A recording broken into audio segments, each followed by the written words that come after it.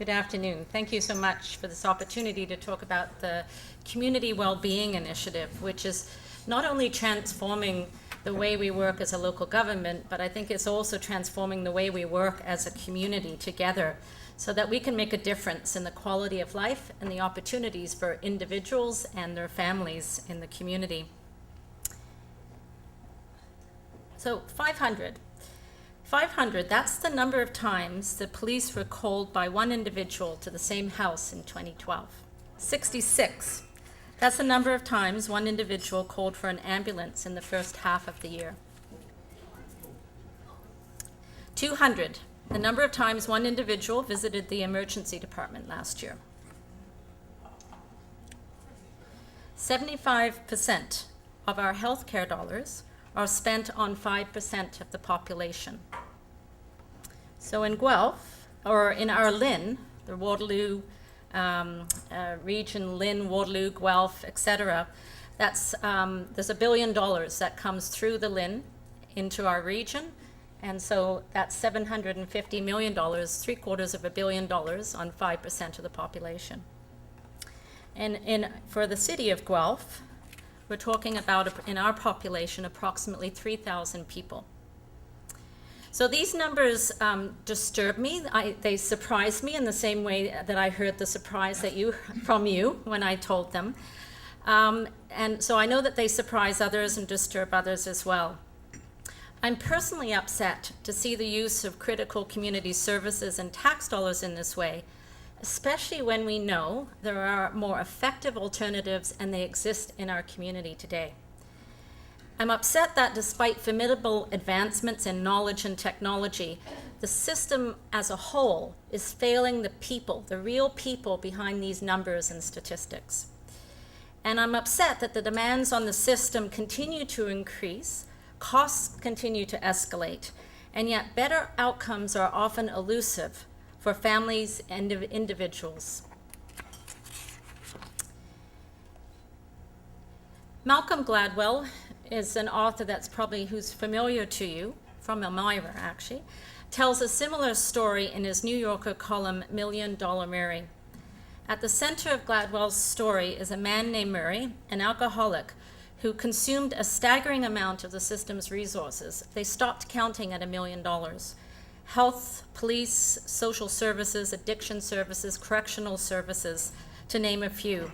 And yet, once again, the system as a whole failed to make a difference in Murray's life. And every community has their own Murray stories within them. So we live in tight fiscal times, and we must become more efficient and effective stewards of limited resources. We cannot fund our way out of tough, persistent social problems, nor will the much touted but destructive ideology of austerity get us there. It's only going to make things worse. Inequality destabilizes our economic system, which then results in increased inequality.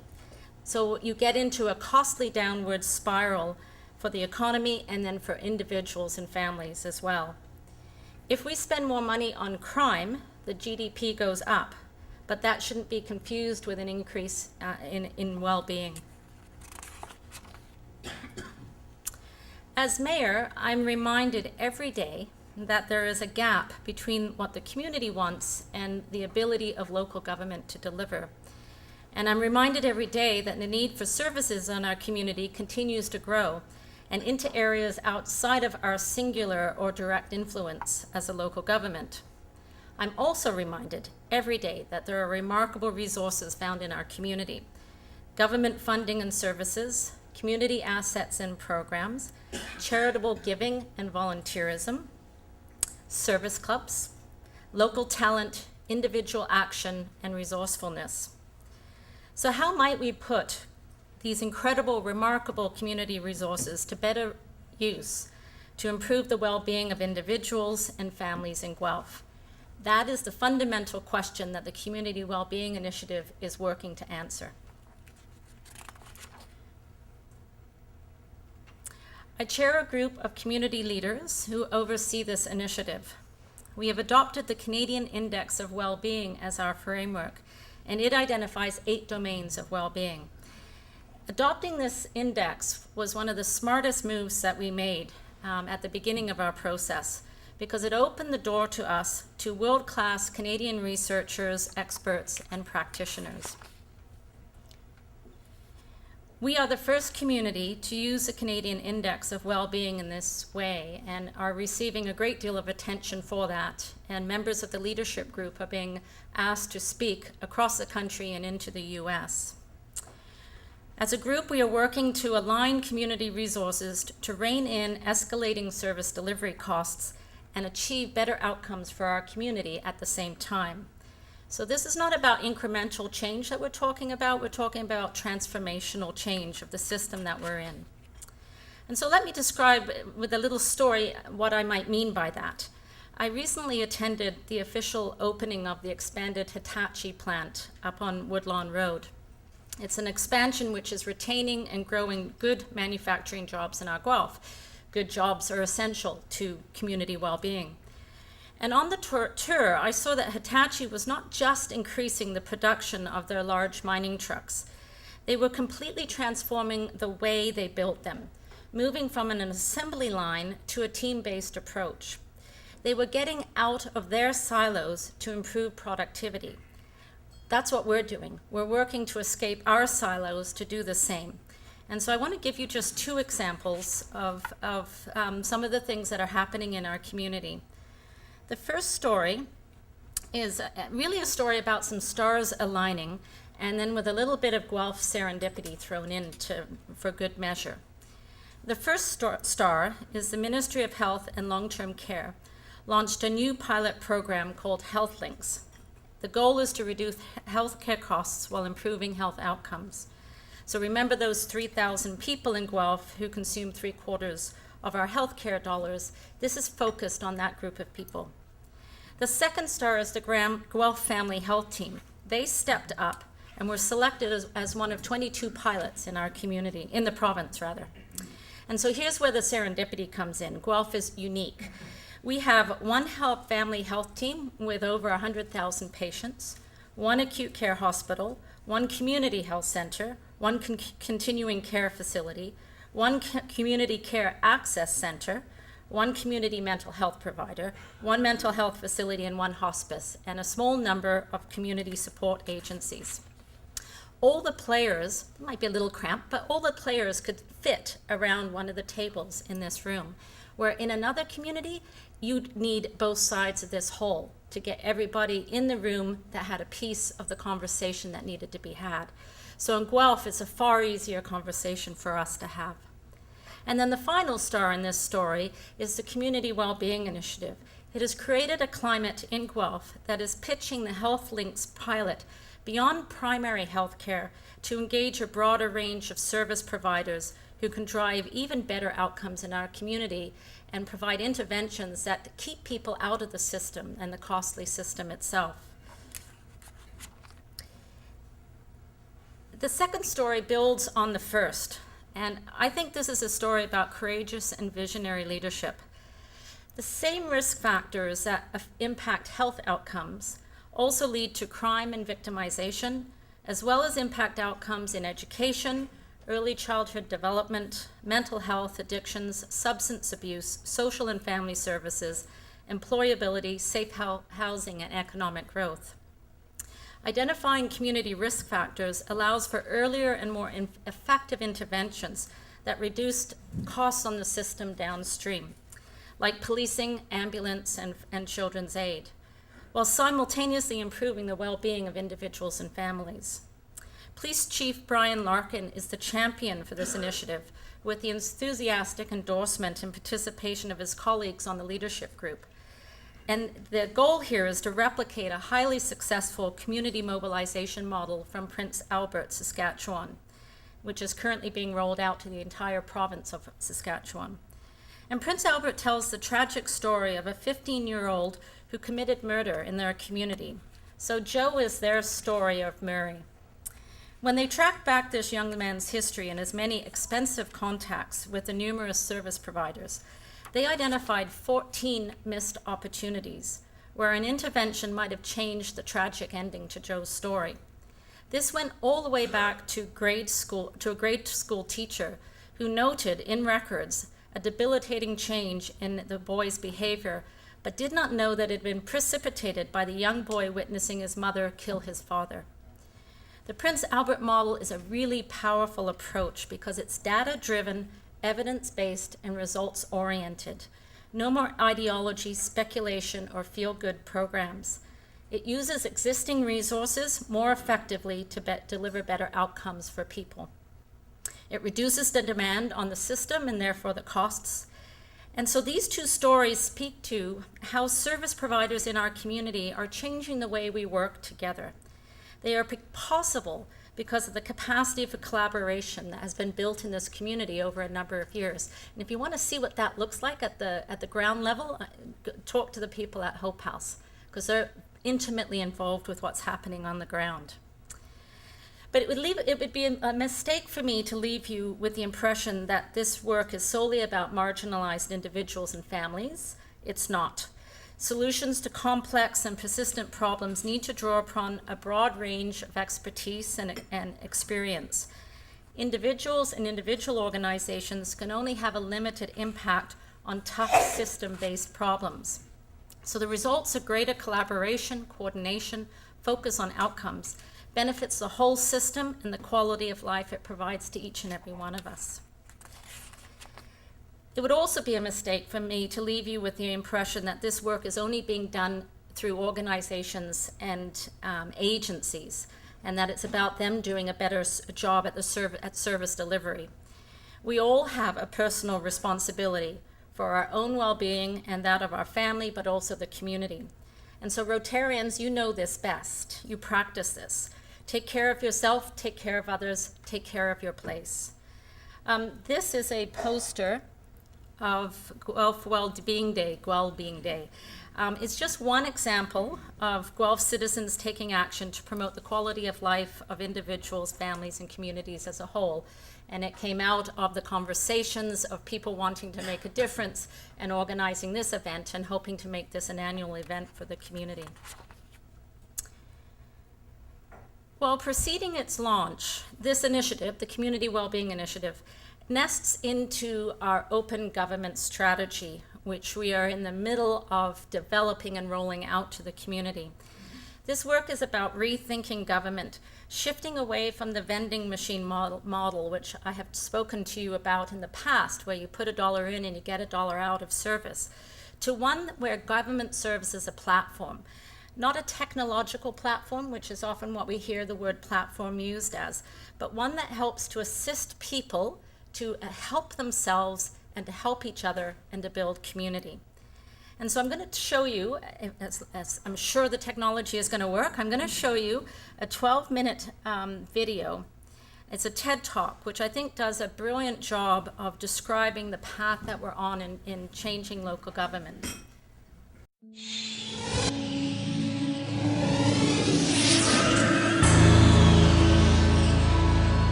So a couple of years ago, I started a program to try to get the rock star tech and design people to take a year off and work in the one environment that represents pretty much everything they're supposed to hate. We have them work in government. The program is called Code for America, and it's a little bit like a Peace Corps for geeks. We select a few fellows every year, and we have them work with city governments. Instead of sending them off into the third world, we send them into the wilds of City Hall. And there they make great apps, they work with city staffers, but really what they're doing is they're showing what's possible with technology today. So meet Al. Al is a fire hydrant in the city of Boston. Here it kind of looks like he's looking for a date, but what he's really looking for is for someone to shovel him out when he gets snowed in, because he knows he's not very good at fighting fires when he's covered in 4 feet of snow. Now, how did he come to be looking for help in this very unique manner? We had a team of fellows in Boston last year through the Code for America program. They were there in February, and it snowed a lot in February last year. And they noticed that the city never gets to digging out these fire hydrants. But one fellow in particular, a guy named Eric Michaels Ober, noticed something else, and that's that citizens are shoveling out sidewalks right in front of these things. So he did what any good developer would do. He wrote an app. It's a cute little app where you can adopt a fire hydrant. So you agree to dig it out when it snows. If you do, you get to name it. He called the first one Al. And if you don't, someone can steal it from you. So it's got cute little game dynamics on it. So this is a modest little app. It's probably the smallest of the 21 apps that the fellows wrote last year.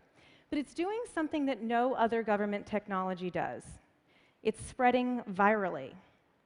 There's a guy in the IT department of the city of Honolulu who saw this app and realized that he could use it, not for snow, but to get citizens to adopt tsunami sirens. It's very important that these tsunami sirens work, but people steal the batteries out of them, so he's getting citizens to check on them. And then Seattle decided to use it to get citizens to clear out clogged storm drains, and Chicago just rolled it out to get people to sign up to shovel sidewalks when it snows. So we now know of 9 cities that are planning to use this, and this is spread just frictionlessly, organically, naturally. If you know anything about government technology, you know that this isn't how it normally goes. Procuring software usually takes a couple of years. We had a team that worked on a project in Boston last year that took 3 people about 2.5 months. It was a way that parents could figure out which were the right public schools for their kids. We were told afterwards that if that had gone through normal channels, it would have taken at least 2 years, and it would have cost about $2 million. And that's nothing. There's one project in the California court system right now that so far cost taxpayers $2 billion, and it doesn't work. And there are projects like this at every level of government. So an app that takes, a couple of days to write and then spreads virally, that's sort of a shot across the bow to the institution of government. It suggests how government could work better. Not more like a private company, as many people think it should, and not even more like a tech company, but more like the internet itself. And that means permissionless, it means open, it means generative. And that's important. But what's more important about this app is that it represents how a new generation is tackling the problem of government.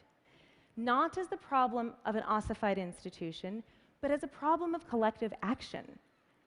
And that's great news, because it turns out we're very good at collective action with digital technology. There's a very large community of people that are building the tools that we need to do things together effectively. It's not just Code for America fellows. There are hundreds of people all over the country that are standing and writing civic apps every day in their own communities. They haven't given up on government. They are frustrated as hell with it, but they're not complaining about it. They're fixing it. And these folks know something that we've lost sight of. And that's that when you strip away all your feelings about politics and the line at the DMV and all those other things that we're really mad about, government is, at its core, in the words of Tim O'Reilly, what we do together that we can't do alone. A lot of people have given up on government. And if you're one of those people, I would ask that you reconsider, because things are changing. Politics is not changing. Government is changing. And because government ultimately derives its power from us, remember, we the people, how we think about it is going to affect how that change happens.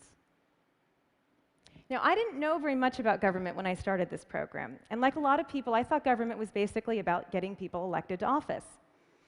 Well, after 2 years, I've come to the conclusion that especially local government is about possums. This is the call center for the services and information line. It's generally where you will get if you call 311 in your city. If you should ever have the chance to staff your city's call center, as our fellow Scott Silverman did as part of the program, in fact, they all do that, you will find that people call government with a very wide range of issues, including having a possum stuck in your house. So Scott gets this call, he types possum into this official knowledge base. He doesn't really come up with anything. He starts with animal control. And finally he says, look, can you just open all the doors to your house and play music really loud and see if the thing leaves? So that worked, so booyah for Scott. But that wasn't the end of the possums. Boston doesn't just have a call center. It has an app, a web and mobile app called Citizens Connect. Now, we didn't write this app. This is the work of the very smart people in the Office of New Urban Mechanics in Boston. So one day, this is an actual report, this came in. Possum in my trash can. Can't tell if it's dead. How do I get this removed? But what happens on Citizens Connect is different. So Scott was speaking person to person. But on Citizens Connect, everything is public, so everybody can see this. And in this case, a neighbor saw it. And the next report we got said, I walked over to this location, found the trash can behind the house, possum check, living, yep, turned trash can on its side, walked home. Good night, sweet possum. It's pretty simple. So this is great. This is the digital meeting the physical, and it's also a great example of government getting in on the crowdsourcing game. But it's also a great example of government as a platform. And I don't mean necessarily a technological definition of platform here. I'm just talking about a platform for people to help themselves and to help others. So one citizen helped another citizen, but government played a key role here. It connected those two people. And it could have connected them with government services if they'd been needed, but a neighbor is a far better and cheaper alternative to government services. When one neighbor helps another, we strengthen our communities. We call animal control. It just costs a lot of money. Now, one of the important things that we need to think about government is that it's not the same thing as politics. And most people get that, but they think that one is the input to the other, that our input to the system of government is voting. Now, how many times have we elected a political leader, and sometimes we spend a lot of energy getting a new political leader elected, and then we sit back and we expect government to reflect our values and meet our needs. And then not that much changes. That's because government is like a vast ocean, and politics is the 6-inch layer on top. And what's under that is what we call bureaucracy. And we say that word with such contempt. But it's that contempt that keeps this thing that we own and we pay for as something that's working against us, this other thing. And then we're disempowering ourselves. People seem to think politics is sexy. If we want this institution to work for us, we're going to have to make bureaucracy sexy. Because that's where the real work of government happens. We have to engage with the machinery of government. So that's what the Occupy SEC movement has done. Have you seen these guys? It's a group of concerned citizens that have written a very detailed 325-page report that's a response to the SEC's request for comment on the financial reform bill. That's not being politically active, that's being bureaucratically active. Now, for those of us who've given up on government, it's time that we asked ourselves about the world that we want to leave for our children. You have to see the enormous challenges that they're going to face. Do we really think we're going to get where we need to go without fixing the one institution that can act on behalf of all of us? We can't do without government, but we do need it to be more effective. The good news is that technology is making it possible to fundamentally reframe the function of government in a way that can actually scale by strengthening civil society. And there's a generation out there that's grown up on the internet, and they know that it's not that hard to do things together. You just have to architect the systems the right way. Now, the average age of our fellows is 28, so I am begrudgingly almost a generation older than most of them. This is a generation that's grown up taking their voices pretty much for granted. They're not fighting that battle that we're all fighting about who gets to speak. They all get to speak. They can express their opinion on any channel at any time, and they do. So when they're faced with the problem of government, they don't care as much about using their voices. They're using their hands. They're using their hands to write applications that make government work better, and those applications let us use our hands to make our communities better. That could be shoveling out a hydrant, pulling a weed, turning over a garbage can with a possum in it.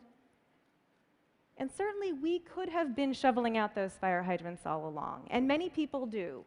But these apps are like little digital reminders that we're not just consumers, and we're not just consumers of government, putting in our taxes and getting back services. We're more than that. We're citizens. And we're not going to fix government until we fix citizenship. So, the question I have for all of you here, when it comes to the big, important things that we need to do together, all of us together, are we just going to be a crowd of voices, or are we also going to be a crowd of hands? Thank you.